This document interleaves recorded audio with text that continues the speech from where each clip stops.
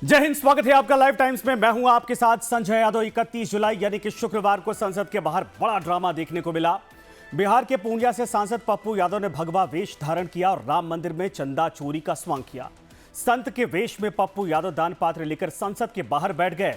इस दौरान कांग्रेस सांसद राहुल गांधी ने दान पात्र में चंदा डाला, जिसे पप्पू यादव ने अपनी जेब में रख लिया और पप्पू यादव के इस ड्रामे की चर्चा पूरे देश में हुई। साधु संत उनके ड्रामे से भड़क गए और इसे सनातन संतों का अपमान बता दिया।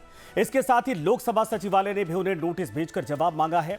लाइव टाइम्स ने भी संसद के अंदर और बाहर हुए इस ड्रामे को प्रमुखता से दिखाया और उसी दिन दोपहर 2 बजे लाइव टाइम्स के न्यूज डायरेक्टर दीपक चौरसिया जी ने संसद में चंदा चोरी के ड्रामे को लेकर पप्पू यादव का इंटरव्यू भी किया। इसी दौरान पप्पू यादव से तीखे सवाल किए गए तो पप्पू यादव भड़क गए और इंटरव्यू बीच में ही छोड़कर चले गए। अब उनकी ओर से दीपक चौरसिया जी को मानहानि का लीगल नोटिस भेजा गया है। पप्पू यादव का कहना है कि इंटरव्यू के दौरान उनकी मानहानि की गई, जबकि ऐसा कुछ नहीं हुआ। न्यूज डायरेक्टर दीपक चौरसिया ने सिर्फ चंदा चोरी से जुड़े उनके ड्रामे और उनके ऊपर दर्ज तमाम मामलों को लेकर सवाल किए थे। सवाल यह कि क्या किसी जनप्रतिनिधि से सवाल पूछना मानहानि है? पप्पू यादव आखिर सच्चाई से क्यों भाग रहे हैं? और इस पूरे मामले पर बात करने के लिए हमारे साथ लाइव टाइम्स के न्यूज डायरेक्टर दीपक चौरसिया जी खुद जुड़ रहे हैं। हमारे साथ लाइव टाइम्स के editor in chief Dilip Singh ji भी जुड़ेंगे और हम उनसे भी इस मुद्दे पर बातचीत करेंगे। लेकिन पहले आपको 31 जुलाई का पप्पू यादव का वो इंटरव्यू दिखाते हैं जिसको लेकर उन्होंने दीपक चौरसिया जी को मानहानि का नोटिस भेजा है। नमस्कार दोस्तों, मैं हूं दीपक चौरसिया और हमारी इस खास पेशकश में आपका स्वागत है। संसद परिसर में आज भगवान श्री राम के भव्य मंदिर में हुई चढ़ावा चोरी का मसला गूंजा और ये इस तरीके से गूंजा कि इस पर कश्मीर से कन्याकुमारी और कच्छ से लेकर कोहिमा तक बवाल मच गया। मुद्दा था कि राहुल गांधी ने भगवाधारी पप्पू यादव को चंदा दिया और पप्पू यादव उसको लेकर चलते बने। निर्दलीय सांसद पप्पू यादव आज एक भगवाधारी साधु के वेश में वहां पर पुजारी बनकर पहुंचे थे। खबर यह है कि लोकसभा सचिवालय ने उनको नोटिस भी दे दिया है। पप्पू यादव जी, आप सांसद हैं, संसद बहस की जगह है, आप भगवाधारी साधु के वेश में आज वहां पर पहुंचे। नेशनल स्कूल ऑफ ड्रामा होता तो मैं मान लेता कि वहां पर ड्रामा करने की जरूरत है, लेकिन एक गंभीर सांसद, कई टर्म का सांसद अगर इस तरह के भेष धर के जाएगा तो लोग पूछेंगे ना कि आप साधु संतों का अपमान कर रहे हैं। ड्रामा तो जो भगवान और सनातन को बेचता है। हम तो सनातनवादी लोग हैं, हम तो मानवतावादी लोग हैं, हम तो पूरी दुनिया की मदद करते हैं। और जब सदनों पे के बाहर गोली चलेगी, लाठी 47, कोर्ट सुनेगा नहीं, सदन में आवाज़ नहीं उठाएंगे, तो अपनी जो सनातन की रक्षा और जो राम का हमारा कैरेक्टर है, आत्मोक्षार्थम जगत हिताय, जो मानव का कल्याण, विश्व कल्याण की बात जो शिव करते रहे हैं, संगच्छध्वम संबद्धध्वम संभवो मनांसी जानता। और जो बुद्ध का भाव है अपो दीपो भव, जो प्रेम का रास्ता है जिसको लोगों ने बेचा है, तो सावरकर जी ने भगवान की आस्था पर सवाल खड़ा किया था, आज नहीं। और पूरा विपक्ष सनातन के संस्कृति के साथ सब दिन खड़े रहे हैं। आज भी हमारे नेता राहुल गांधी हो, प्रियंका जी हो, विपक्ष के नेता अखिलेश जी हो या संपूर्ण विपक्ष, देश के जो 100 करोड़ लोगों ने अपना समर्पण भगवान के प्रति जो आस्था दिखाया, वो केदारनाथ, बद्रीनाथ, सभी मंदिर का चोरी कहाँ गया? सब जेवर कहाँ गया? पप्पू यादव जी, ये जो चोरी थी वहां के कर्मचारियों ने की, पुजारियों और साधु संतों ने नहीं। आपको पता है ये बात? साधु संतों और पुजारियों ने चोरी नहीं की, वहां के कर्मचारियों ने की। आप बदनाम साधु संतों को कर रहे हैं, भगवाधारियों को कर रहे हैं। नहीं नहीं नहीं नहीं नहीं नहीं नहीं नहीं नहीं, वहाँ हनुमानगढ़ी जी के संत कह रहे हैं कि चोरी वहाँ के पुजारी, वहाँ के पदाधिकारी किसी ने नहीं कहा। भाई जो गिरफ्तार है उनको मानेंगे ना, जो गिरफ्तार है वो तो कर्मचारी है पप्पू यादव जी। नहीं नहीं नहीं नहीं, बिल्कुल गिरफ्तार कर्मचारी है। एक भी पुजारी या साधु संत का नाम भगवान श्री राम के मंदिर की चढ़ावा चोरी में नहीं आया है। सुनिए ना, चोर भी हम, कमेटी बनाएंगे हम, त्रेता युग के राम को लाएंगे हम, तो आप स्वतंत्र agency supreme court high court से जांच करा दीजिए। तो सुप्रीम या कोर्ट में तो संसदीय मामला कमेटी से चल ही जांच रहा करा है दीजिए। और सुप्रीम कोर्ट ने जो कहा है सरकार ने उसको माना है। नहीं, 3,000 आपको तो पता है ना, सुप्रीम कोर्ट में मामला चल रहा है पप्पू नहीं, यादव कुछ जी। नहीं। अधूरी जानकारी है, सुप्रीम कोर्ट मॉनिटर कर रही है सुनिए ना। पूरी जांच को, नई नहीं, आपको एसआईटी कुछ बनाने नहीं। को कहा है। नहीं एसआईटी से हम नहीं, एसआईटी पहले ही बन चुकी है सुप्रीम कोर्ट के पहले। अरे तब ये सुप्रीम कहा कि कोर्ट ने हम उस SIT सोसाइटी बना को दिए। बदलने के लिए क्या है हम कह पप्पू रहे हैं यादव कि जी? सुप्रीम कोर्ट- अखबार नहीं पढ़े लग रहा है आप, 15 दिन पुराने। नहीं 15 दिन से अखबार नहीं पढ़े आपने। हम सब डेली पढ़ते हैं। तो सुप्रीम कोर्ट की मॉनिटरिंग में अब पढ़ते जांच हैं। चल रही है। हम सुप्रीम आप लोगों कोर्ट की ने तरह- नई एसआईटी बनाने को कहा है पप्पू यादव जी। आप लोगों हम आप लोगों के तरह चरित्र चिंतन विचार नहीं बदलते। हमारा सिर्फ बिल्कुल है कि भगवान के जो गद्दार लोग हैं, वहां पर जो पुजारी हैं, वहां जो चेयरमैन हैं, कमेटी के मेंबर हैं, ऑडिट क्यों नहीं, कि आरटीआई क्यों हटा दिया गया? जब राम को लाए तो ये बड़ी मछली लोग को बचाने की साजिश क्यों? अरे किसी तो मंदिर में गद्दारी- आरटीआई नहीं और होता है आज सर, पूरे देश वो के ट्रस्ट मंदिर की चोरी आ है, गई। इंडिपेंडेंट ट्रस्ट है, सुप्रीम कोर्ट के होगा। कहने पे बना है और सुप्रीम कोर्ट होगा। की निगरानी में जांच चल रही है पप्पू होगा। यादव जी। होगा नहीं नहीं नहीं नहीं नहीं नहीं नहीं नहीं नहीं नहीं नहीं नहीं सुप्रीम और कोर्ट आप सुनिए, सुनिए। आरटीआई हटाया गया और ऑडिट अरे प्राइवेट हटाया ट्रस्ट पे गया, कभी वो आरटीआई सरकार होता है के पप्पू आदेश यादव से। जी? नियम कानून तो समझिए, कैसे सांसद है क्यों आप? नहीं होगा? क्यों नहीं होगा? क्यों नहीं होगा? फिर उसका राज्य आप हमको ज्ञान पप्पू मत यादव दीजिए। अपने घर में कितना एकदम खर्च यही तो करते है। हैं, इसका क्या यही आरटीआई तो होना चोरी है। चाहिए? भैया यही तो नहीं, वो सार्वजनिक जगह है, पप्पू यादव का घर नहीं है, कोई मियां बीबी का घर नहीं है, वो एनजीओ है। अरे भाई वो प्राइवेट ट्रस्ट है, एनजीओ पर आरटीआई क्यों नहीं? प्राइवेट Audit ट्रस्ट क्यों है, नहीं? प्राइवेट ट्रस्ट पे आरटीआई होती है। ऑडिट क्यों नहीं? देश के किसी मंदिर, अच्छा चलिए मैं एकदम आरटीआई होगा। की मांग कर देता हूं, मैं क्यों आरटीआई audit कहता हूं नहीं? कि पप्पू यादव की मांग में पूरा NGO देश को शामिल हो, क्यों है? संसद शामिल हो। आप एक काम करिए, जो मस्जिद और दरगाहें हैं Audit उसमें क्यों भी नहीं? आरटीआई लगाने की Audit मांग कर क्यों नहीं? दीजिए। पप्पू यादव जी, जो मस्जिद और दरगाहें हैं उसमें भी आरटीआई लगाने की मांग कर दीजिए। सब पर मंदिर मस्जिद गुरुद्वारा चर्च, अब सब पर आरटीआई करिए। सब आस्था के साथ जुड़ा हुआ है, सब आम आदमी के विश्वास के साथ जुड़ा हुआ है। चंदा चोरी करने का अधिकार किसी को नहीं मिलेगा, राम को बेचने का अधिकार, नफरत करने का अधिकार किसी को नहीं होगा। अच्छा पप्पू यादव पूरा जी, देश का विपक्ष एक है। पप्पू यादव जी एक बात बताइए, ये तो सावरकर ने, मेरा प्लेन है सावरकर ना जी ने ही मुझे भगवान मुझे के एक बात आस्था पर बताइए, सवाल खड़ा किया था। आज मैंने ये देखा क्या कि बात वो राहुल करेंगे? गांधी ने वो दान पात्र में पैसे डाले और कुछ और लोगों ने डाले, आप लेके भाग गए। बीजेपी वाले कह रहे हैं कि एक्सटॉर्शन करना, ये आरोप तो पप्पू यादव पर कई सालों से लग रहे हैं, वसूली करते हैं आप, और यही वसूली आज आपने मुझे तो संसद में दिखा दी। सुनिए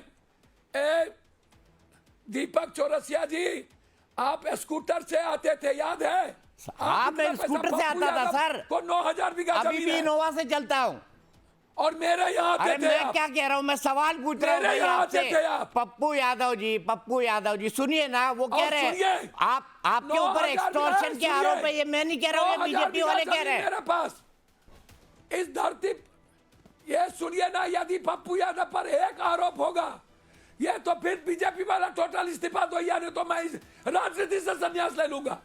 जितना मैं बांटता हूँ, ये पूरा का पूरा बीजेपी लूट, तो यही तो आरोप वो लगाते हैं बीजेपी वाले कि आप लूटते हैं और बांटते हैं।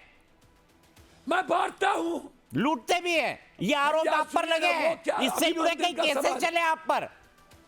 सुनिए ना, यदि पप्पू यादव पर एक केस होना, मैं आज राजनीति से संन्यास ले लूंगा। और मैं अरे आप पहले लोगों को तो थे जानता ना, हूं। लंबा समय आप आपने लोगों के जेल में काटा कैरेक्टर को पप्पू जानता यादव हूं। जी। सवाल नहीं उठता है। सुनिए, आप दिग्भ्रमित करते हैं, आप सर्व नहीं होता है। मर जाइए चुल्लू भर पानी में। पप्पू यादव अरे के मैं यहाँ क्यों जाके मरूं टेनिस सर, मैं खेलते क्यों थे, मरूं चुल्ले भर खाना पानी खाते में? थे। मेरा काम सवाल पूछना है, मैं चुल्लू। सवाल पूछ रहा हूँ। मुझे ये बताइए, जाइए। आपके ऊपर आप रंगदारी, आपको मत छुपाइए। अवैध वसूली, ये लोगों को मंदिर का डराना सवाल है। धमकाना, हत्या की कभी नहीं साजिश, रहा। बलवा करना, ये इसके कभी कितने नहीं रहा। मुकदमे थे?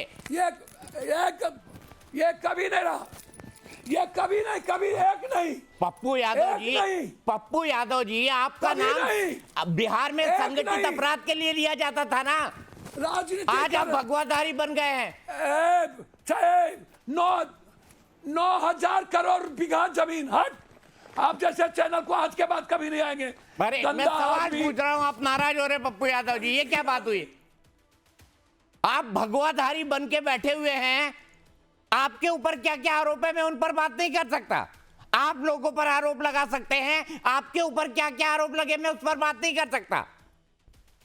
पप्पू यादव जी चले गए, कोई बात नहीं। निर्दलीय सांसद पप्पू यादव जाने इसलिए जाते हैं क्योंकि पप्पू यादव एक दबंग और बाहुबली बिहार के अंदर माने जाते हैं, और दबंग और बाहुबली के ऊपर कई सारे दर्जनों मुकदमे रहे, लंबा वक्त इन्होंने जेल के अंदर बिताया।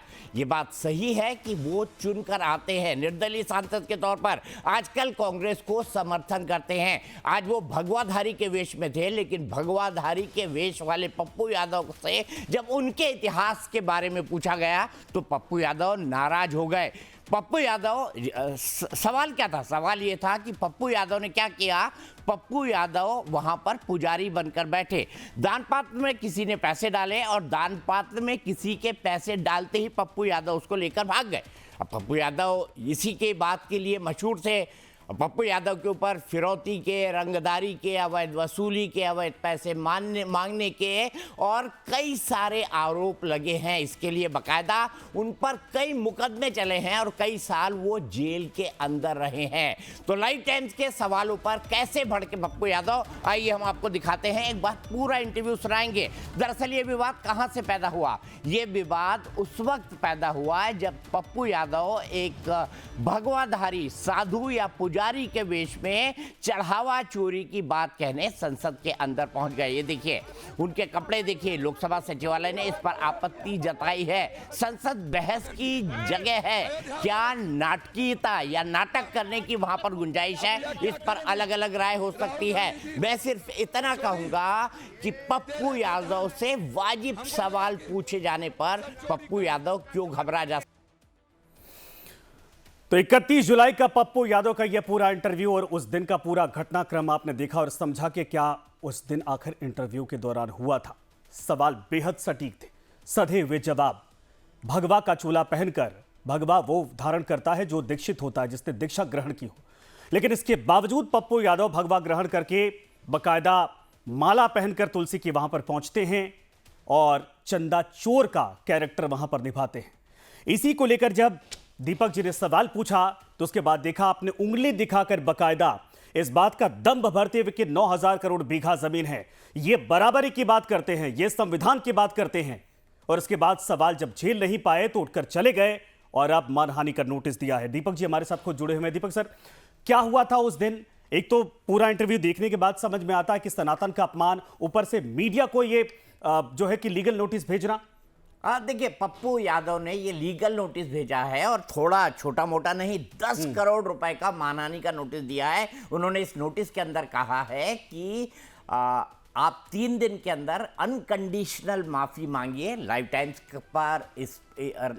की इस पर क्या राय है, मेरी क्या राय है और चैनल की क्या राय है, हमारे editor in chief Dilip Singh sir इसके बारे में बताएंगे। लेकिन मैं इतना कहना चाहता हूं कि मैंने ना उनसे कोई बदतमीजी की, ना उनसे कोई गैर वाजिब सवाल पूछा, ना और जो भी आरोप लगे, मैंने सबसे पहले उनसे पूछा कि भाई ये आरोप बीजेपी आप पर लगाती है कि पप्पू यादव ऐसे ऐसे किया करते थे। अब ये तो सब जानते हैं पप्पू यादव की छवि बिहार के अंदर एक बाहुबली की है और मैं यहाँ पर पूरा का पूरा लेकर बैठा हूँ। यहाँ पर उनका ये पूरा कच्चा चिट्ठा है। ये इलेक्शन कमीशन में उन्होंने जो हलफनामा दिया है, ये हलफनामा है। और उसके बाद मैंने ट्वीट भी लिखी है, उन्होंने ट्वीट का भी जिक्र किया। ट्वीट में भी मैंने सिर्फ इतना लिखा कि भाई पप्पू यादव के ऊपर 41 मुकदमे हैं उनके 2024 के हलफनामे के मुताबिक। अब पप्पू को जवाब नहीं सूझा, पप्पू को ये समझ नहीं आया होगा कि इसका कैसे जवाब देना। और एक जगह सबसे पहले मैं पूछता हूं उनसे कि भाई आप भगवाधारी साधु हैं, और मैंने उनसे यहां तक कहा कि भाई आप तो एक कई बार चुने हुए एमपी हैं, संसद सीरियस बात की जगह है, वहां पर सीरियसनेस होनी चाहिए। यहां पर मैंने एडमिट किया कि देखिए पप्पू यादव जी, आप जो है 6 बार चुने हुए हैं, मुझे बोलने की जरूरत नहीं, मैं पूरा सम्मान दे रहा था। मैंने उनको ये भी कहा कि आप संतों के गेटअप में पहुंचे हैं, ये जो आरोप लगा है ये वहां के कर्मचारियों पर लगा है, वो ही गिरफ्तार है, किसी संत या पुजारी पर ये आरोप नहीं लगा है। मैंने ये भी सवाल पूछा, वो इसको भी मानने को तैयार नहीं थे। उनका कहना था सुप्रीम कोर्ट से जांच होनी चाहिए। मैंने उनसे कहा भाई सुप्रीम कोर्ट मॉनिटर्ड प्रूफ तो चल रही है, क्योंकि सुप्रीम कोर्ट ने ही एसआईटी बदलने को कहा। फिर उन्होंने कहा कि आरटीआई के दायरे में लाना चाहिए। मैंने बोला ये प्राइवेट टेस्ट है, क्या पप्पू यादव के घर का जो खर्चा है वो आरटीआई के दायरे में आना चाहिए। मैंने उनसे ये भी सवाल पूछा कि क्या बाकी धार्मिक संगठनों को भी आप आरटीआई के दायरे में लाने को कहेंगे। उन्होंने कहा ठीक है मैं सबको कहूंगा। अच्छी बात। अब फिर वो बार बार कहने लगे, मैंने उनसे जब पूछा कि भाई आप पर तो आरोप लगते हैं कि आप जो है वहां पर चंदा चोरी करके दिखाने की कोशिश कर रहे थे, यही आरोप बीजेपी आप पर लगाती है कि आप इसी तरह से हरकतें जो है वो बिहार के अंदर भी करते रहे हैं। आप पर जो है कई तरह के इस तरह के आरोप है, बलवा करने के आरोप है आपके ऊपर रंगदारी के आरोप है, आपके ऊपर एक्सटॉर्शन के आरोप दीपक है। जी, आपने कहा कि इस पूरे मामले का जवाब नहीं था। तो मेरा ये मामला है, मानना है कि हमको दिलीप सर का इंतजार करना चाहिए। बिल्कुल आ गए हमारे साथ, फोन लाइन पर जुड़ गए। मैं तो नहीं, मैं कम से कम व्यक्तिगत तौर पे जो है माफी मांगने के पक्ष में नहीं हूं। ना मैंने कुछ गलत पूछा, ना मैंने कोई गलत कहा, ना मैं तथ्यों के आधार पर गलत हूं। बिल्कुल सही आपने कहा। और वो जो पेज आप दिखा रहे, देखिए ये हलफनामा है, 1 पेज का 2 पेज का नहीं, गिनते जाएंगे अगर ये देखेंगे आप, इतनी मोटी ये पूरी फाइल तैयार है और 1 पेज 2 पेज नहीं। ये कोई साधारण व्यक्ति के ऊपर कोई अगर मुकदमा होता है, कोर्ट में चल रहा होता है, तो 1-2 पेज का समझ में आता है। कोई अगर साधारण आदमी है, किसी तरीके से वो चला गया, लेकिन ये तो गिनते जाइए, खत्म ही नहीं होता है आपको। दिलीप सिंह जी हमारे साथ, editor in chief live times और सीईओ हमारे साथ जुड़ गए हैं और उनसे चैनल का पक्ष समझते हैं, क्योंकि नोटिस जो दिया गया है इसमें बहुत लंबा चौड़ा बाकायदा बहुत सारी बातें उसमें कही गई हैं। दिलीप जी क्या कहेंगे सर, मीडिया को चुप करवाने की कोशिश है, ये क्या लीगल धमकी है या फिर इसको कैसे लिया जाए? देखिए 2 चीजें हैं लाइव टाइम्स के बारे में डे 1 से, और आप सब लोग दीपक जी सर भी और आप भी जब जुड़े हुए हैं तो तमाम लोगों को पता है कि हमारी हर कोशिश एक ही तरफ जाती है कि हम सत्य को लोगों तक पहुंचाएं, और सत्य में भी वो अर्ध सत्य नहीं बल्कि संपूर्ण सत्य का हमारा एक कमिटमेंट है। और वो कमिटमेंट हमने अपने लिए, अपने दर्शकों के लिए, अपने यूजर्स के लिए डिजिटल मीडिया के माध्यम से, सोशल मीडिया के माध्यम से, टेलीविजन, कनेक्टेड टीवी, जहां से भी लोग देखें उसको, तो एक ऐसा विकल्प हमने तैयार करने की कोशिश हमारी जारी है, मुहिम है कि हम लोगों तक सत्य को पहुंचाएं, तो वो भी बिना किसी लाग लपेट के, बिना किसी पक्ष खड़े हुए, बिना किसी विपक्ष में खड़े हुए, निष्पक्षता से हम दिखाएं। अब इस तरह की खबरों की जो मैंने देखा और जिस कारण से जिन व्यक्ति के बारे में आप बात कर रहे हैं, जो सांसद है, निर्दलीय सांसद है बिहार के, उनके बारे में मुझे लगता है कि मैं कुछ भी बोलूंगा तो वो कम होगा, बहुत ज्यादा, बहुत कम होगा, इसलिए कि उनके बारे में जो तमाम जो एफिडेविट है, अगर सिर्फ वो एफिडेविट को ही आप देख लें, और मुझे लगता है कि जो सवाल पूछे गए थे और जिन सवालों को लेके उन्होंने मानहानि का जो उनका दावा करने का जो नोटिस है, या जो इसको मुझे लगता है कि देखिए ये मैं सिंपली एक हर समय सुर्खियों में रहना, सुर्खियों में बनाए रखना अपने आप को जी, और वो उस चीज को जानते हैं कि जमीन जो है बिहार में भी, अगर आप देखेंगे वो हर समय दावा करते हैं, मैंने कई बार देखा है कई चैनल पे, तो एक पक्ष नहीं है, मुझे लगता है मल्टीपल ऐसे तथ्य हैं जिनको अगर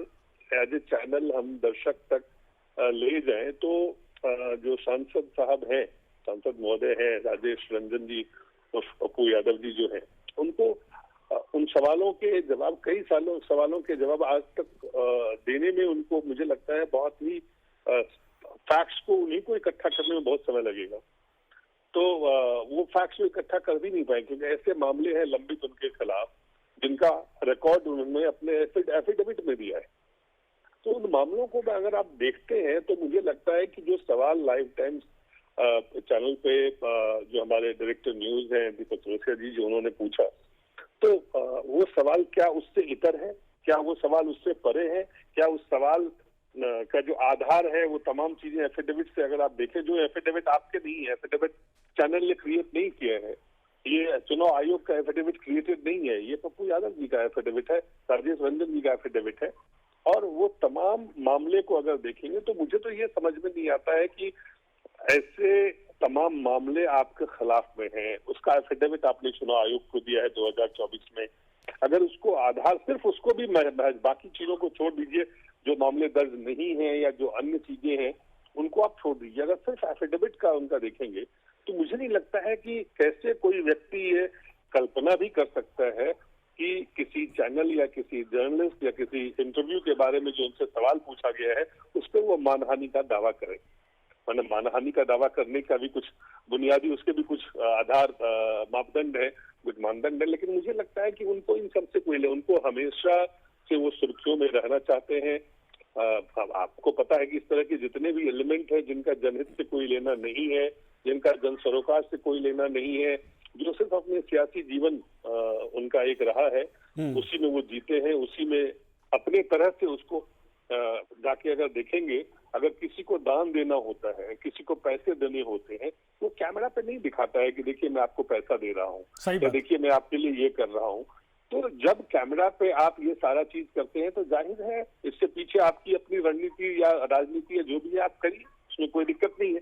लेकिन अगर सवाल पूछने के जवाब में आप मानहानि का नोटिस भेजेंगे तो दो चीज तो मैं कहना चाहूंगा, जो हमने कहा कि हम सत्य के लिए समर्पित हैं, संपूर्ण सत्य हमारा एक कमिटमेंट के बियॉन्ड उसको हम जीने का प्रयास करते हैं, एक टीम के रूप में, एक चैनल के रूप में, एक संस्थान के रूप में। और इस पे चाहे कोई भी वो नोटिस दे दें, कोई भी कितना भी वो सवाल अपने हिसाब से उठा ले, हमारे इस ऑब्जेक्टिव पे, उद्देश्य पे कोई फर्क नहीं पड़ने वाला है। जो सवाल सही पूछे जाने चाहिए वो पूछा जाना चाहिए। और मैं दीपक जी को तो धन्यवाद करना चाहूंगा कि उन्होंने जो सवाल पूछे वो बिल्कुल सही सवाल थे, बिल्कुल सही सवाल उन्होंने पूछे। अगर वो सवाल के बदले में वो चैनल पे उठ के चले जाते हैं, छोड़ के चले जाते हैं, मानहानि का दावा करते हैं, तो ये उनका अपना, मुझे लगता है ये उनके लिए विचार करने का सवाल है। मुझे उनसे कोई सवाल ऐसे भी मुझे नहीं लगता है कि सवाल कोई पूछने के लिए, जो चीजें जो कुछ उन्होंने संसद में किया वो उनका राजनीतिक एक मसला हो सकता है, उनका सियासी एक उनके उनके उनके उनके दृष्टिकोण है, वो विरोधी सत्ता पक्ष के बीच में जो कुछ चल रहा है वो उसका भी एक आप मान सकते हैं। लेकिन जो दीपक जी ने उनसे जो सवाल किए, क्या वो सवाल आधारहीन थे? क्या वो सवाल जो थे उसका कोई निराधार कोई मामले उनके ऊपर निलंबित नहीं है? क्या उन्होंने एफिडेविट में वो चीजें नहीं दी है? तो अगर मैं सिर्फ केंद्रित करके उनके उस नोटिस के बारे में बात करूं, हालांकि लीगल टीम उसको उनको जवाब उसी तरह से दिया जाना चाहिए और वो वहां पे दिया जाएगा, लेकिन मुझे लगता है कि ये सवाल एक बड़ा सवाल राजेश रंजन जी और पप्पू यादव के लिए है कि क्या सुर्खियां बटोरने के लिए वो क्या क्या करना है। उनको एक नोटिस भेजना है, 2 नोटिस भेजना है, 10 नोटिस भेजना है, भेज सकते हैं वो नोटिस का, उनको जवाब जो लीगल तवैध तरीके से होता है वो मिलेगा उनको।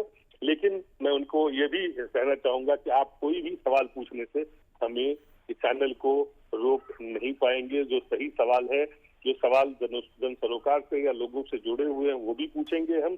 और अगर आप इस तरह के कोई भी सवाल जहाँ पे लगता है किसी को, चाहे आपको चाहे किसी भी टीम के सदस्य को, ये सवाल सही है, उसका आधार है, हमारे पास फैक्ट है, तो सवाल हमें जरूर पूछना चाहिए, चाहे उसके लिए कोई मानहानि का नोटिस आए, चाहे उनके लिए वो जो भी उनको, ये उनके ऊपर है। तो हमें उनसे कुछ भी इससे इस बाबत और कुछ नहीं मैं कहना चाहता हूँ। हाँ, एक बात जरूर है जो मैं कहना चाहता हूँ कि आप एक चीज समझिए, एक जीवन होता है राजनीतिक जीवन के इतिहास को कई लोग हैं इस देश में, 543 सांसद जो चुन के आते हैं देश में, आप उनके बारे में देखेंगे कई सांसद बिहार के हैं जो बाहुबली हैं, जिनका एक आपराधिक रिकॉर्ड रहा है और जिनको लोग बिहार में ही नहीं बिहार के बाहर भी बाहुबली और आपराधिक छवि वाले नेता के रूप में ही जानते हैं। एक नहीं अनेक, और ये बिहार में ही नहीं, उत्तर प्रदेश और देश के कुछ और, लेकिन बिहार के कुछ जो बाहुबली नेता रहे हैं उनमें से इनका नाम अगर आप 10 नाम अगर गिनाते हैं तो पप्पू यादव का नाम उसमें आता है। बिल्कुल। तो ये सवाल क्या ये परसेप्शन नहीं है, इसका आधार है क्या? वो लोग सबको आप पप्पू यादव मानहानि का नोटिस भेजेंगे, जो उनको बाहुबली कहते हैं, या जो उनके खिलाफ आपराधिक मामले दर्ज है उनके लिए उनको नोटिस भेजेंगे? जी। अब भेजे उनको, वो करोड़ों लोग, 14 करोड़ लोग तो बिहार में ही रहते हैं। तो उन 14 करोड़ लोगों में से सर्वे करवा के देख ले कितने लोग उनको कहेंगे कि नहीं वो बहुत बड़े संत हैं और भगवा पहन लेने से वो संत हो जाएंगे और उनकी सारी बातों का जो है पहले जो कुछ किया है वो सब खत्म हो जाएगा। तो इस तरह से तो मुझे लगता है कि जो कुछ वो कर रहे हैं उसमें जो भी लोग हैं जो हमारे चैनल को देखते हैं उनको सबको ये पता है कि वो कौन है, उनकी अभी तक का इतिहास, कम से कम जो स्थानीय लोग हैं। सबसे बड़ी बात होती है कि जो आपके वोटर जो क्षेत्र में है वहां पे वोट क्यों पड़ता है, इसके बहुत सारे कारण होते हैं। चुनाव के अपने अपने बहुत सारे कंपल्सन वो निर्दलीय चुनाव जीते हैं, एक बार नहीं, 2 बार नहीं, कई बार जीते हैं। लेकिन इसका कतई मतलब नहीं है जो उनके खिलाफ जो मामला है उसके बारे में सवाल नहीं पूछे जाएंगे, उनके जो आपराधिक मामले हैं उनके सवाल नहीं होंगे, लोग सवाल नहीं करेंगे, पत्रकार उनके सवाल नहीं पूछेगा।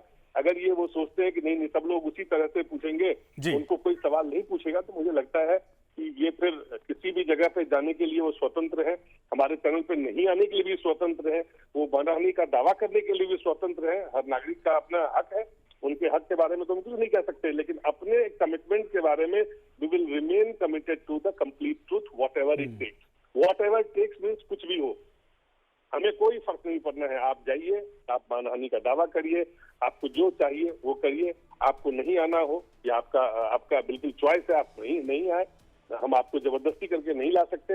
लेकिन अगर आप जब भी आएंगे चैनल पे आपसे सही सवाल, उचित सवाल पूछा जाएगा। बिल्कुल सही आपने कहा दिलीप जी, शुक्रिया। और ये हमारे चैनल का ऑफिशियल स्टैंड है, हालांकि लीगल नोटिस है तो लीगल तरीके से जवाब भी दिया जाएगा। दीपक जी, अब मेरा वही सवाल है, एक तो उन्होंने बाकायदा उंगली दिखाकर बाकायदा धमकाते हुए वो रिएक्शन दिया था, ऊपर से दम भर रहे कि मैं इतना रईस हूं, वो बराबरी की बात करते हैं। आपने बड़े सौम्य तरीके से सवाल जवाब किया था, क्या कहना चाहेंगे इस व्यवहार के बावजूद पप्पू यादव से आप? देखिए, मैंने उनके साथ क्या बदतमीजी की इसका जवाब है नहीं। क्या मैंने उनसे तथ्यों के इतर सवाल पूछे? नहीं।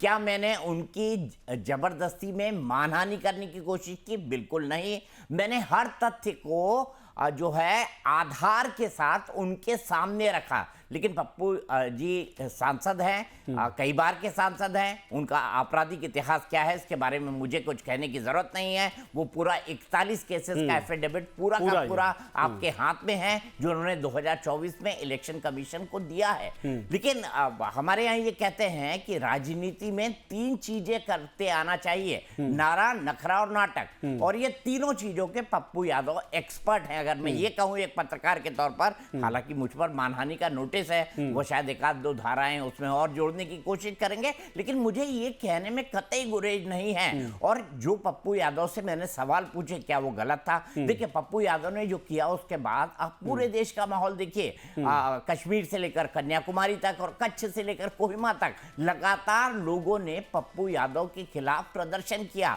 और मैंने उनको आधार के हिसाब से सवाल पूछा। मैंने उनसे पूछा कि भाई, जिनके ऊपर चढ़ावा चोरी के आरोप लगे हैं वो तमाम लोग जेल में हैं, वो ट्रस्ट के कर्मचारी हैं, उनमें से कोई भी साधु, संत या पुजारी नहीं है। लेकिन पप्पू यादव इसको भी सुनने को तैयार नहीं थे। तो ये तमाम चीजें हैं, मैंने कोई भी चीज बिलो द बेल्ट नहीं कही। उन्होंने कई बार मेरे ऊपर बड़ी व्यक्तिगत टिप्पणियां की है, ठीक है, उनका हक है, वो जो चाहे कह सकते हैं। लेकिन जहां तक लीगल की बात है, दिलीप सर ने साफ कर दिया कि हम ना माफी मांगेंगे, हम कानूनी नोटिस का जवाब कानूनी आधार पर देंगे। और जहां तक मेरी बात है, क्या मैं उनसे माफी मांगूंगा? बिल्कुल नहीं, इस जन्म में तो कतई नहीं। कतई नहीं। बिल्कुल दीपक जी, शुक्रिया हमारे साथ जुड़ने के लिए। लेकिन डंके के चोट पर यह बात हम भी कहते हैं कि जिम्मेदारी के साथ पत्रकारिता करते हैं। कोई धमकाने की कोशिश करेगा, कोई डराने की कोशिश करेगा, कोई सवालों से भागकर किसी भी तरीके से दबाव डालने की कोशिश करेगा, तो लाइफ टाइम्स ऐसा हरगिज नहीं करेगा। ये हमारे चैनल के सीईओ ने भी कह दिया, दीपक जी ने भी कह दिया, और यही हमारा स्टैंड आगे भी लगातार जारी रहेगा। धन्यवाद आप सभी।